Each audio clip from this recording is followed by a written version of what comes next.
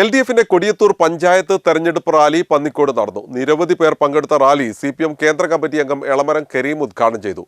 മതരാഷ്ട്രവാദം ഉന്നയിക്കുന്ന ജമാഅത്തെ ഇസ്ലാമിയെ കൂട്ടിയാണ് UDF തെരഞ്ഞെടുപ്പിനെ നേരിടുന്നതെന്ന് അദ്ദേഹം പറഞ്ഞു.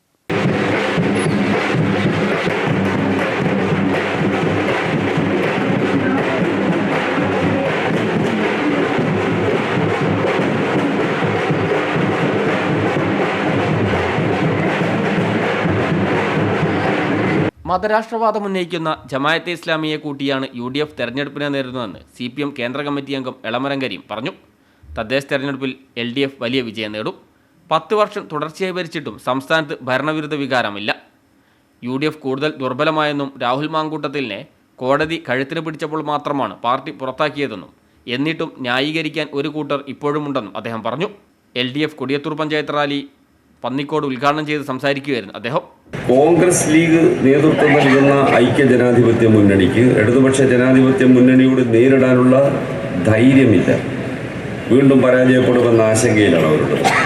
അതുകൊണ്ടാണിപ്പോൾ ജമാഅത്തെ ഇസ്ലാമിയെ കൂട്ടി തെരഞ്ഞെടുപ്പ് മുന്നണി ഉണ്ടാക്കിയത്. ജമാഅത്തെ ഇസ്ലാമി രാഷ്ട്രീയ പാർട്ടിയാണ്.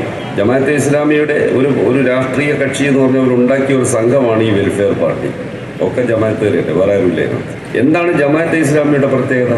അവർ ഇസ്ലാമിക രാഷ്ട്രം, മതാധിഷ്ഠിത രാഷ്ട്രം ഉണ്ടാക്കാൻ വേണ്ടി വാദിക്കുന്നവരാണ്. ഹുക്കൂമത്തെ ഇലാഹി അത് പരസ്യമായി പറഞ്ഞു നടന്നവരാണ്. മൗലാന അബുൽ അല മൗദൂദി എന്ന് പറയുന്ന ആളാണ് ജമാഅത്തെ ഇസ്ലാമിയുടെ സ്ഥാപകൻ. നേരത്തെ പന്നിക്കോട് കേന്ദ്രീകരിച്ച് നടന്ന റാലിയിൽ നിരവധി പേരാണ് പങ്കെടുത്തത്.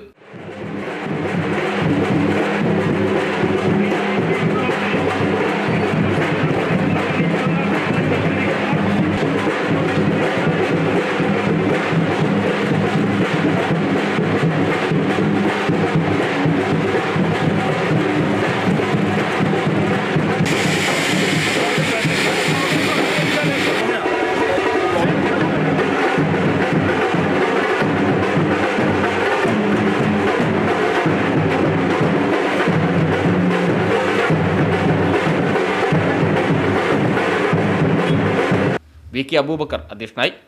CPM ജില്ലാ സെക്രട്ടേറിയറ്റ് അംഗം T വിശ്വനാഥൻ, LDF നേതാക്കളായ K Shajikumar, Razak Kodiyathur, advocate Jimmy George, Muhammad Pulikkal, Binoy T Lukose, LDF തെരഞ്ഞെടുപ്പ് committee convener Johny Edassery, E Arun തുടങ്ങിയവർ സംസാരിച്ചു.